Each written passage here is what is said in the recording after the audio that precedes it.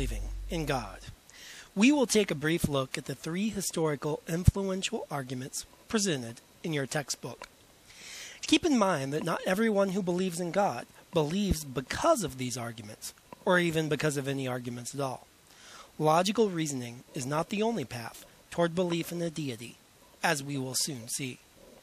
Now, let's take a look at the arguments. First, there is St. Anselm's ontological argument, which states, by definition, God is perfect. Non-existence is an imperfection.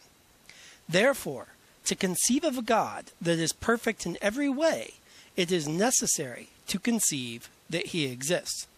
Therefore, by definition, God exists.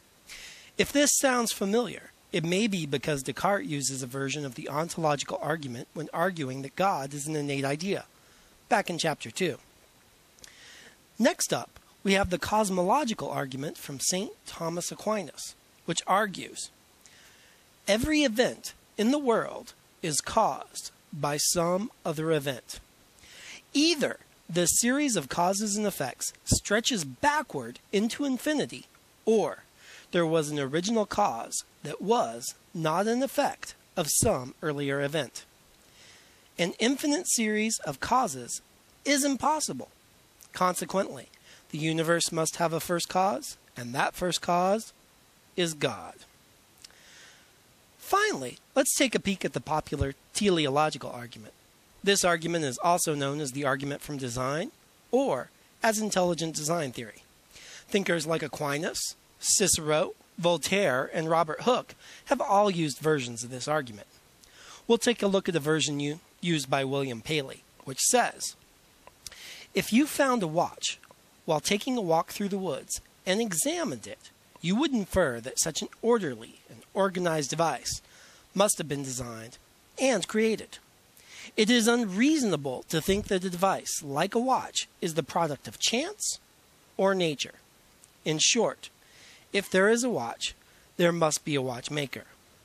Now, consider how intricate and orderly nature is. The human heart pumps blood at just the right pressure to keep us alive.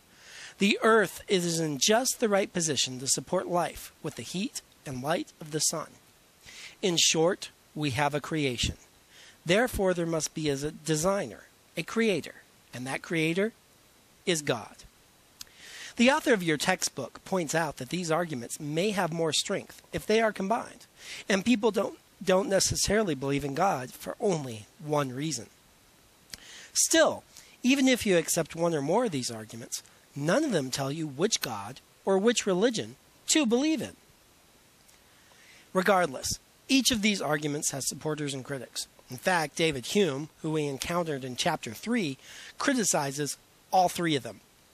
Take a look at your textbook for Hume's thoughts on each of these arguments, as well as a few different versions of each argument. Next up, we will discuss the thoughts of some people who question God's existence. And then we will take a look at some thinkers who believe God's existence cannot be determined through logic and reasoning at all. Whatever your personal beliefs are, this is fascinating stuff. So, stay tuned.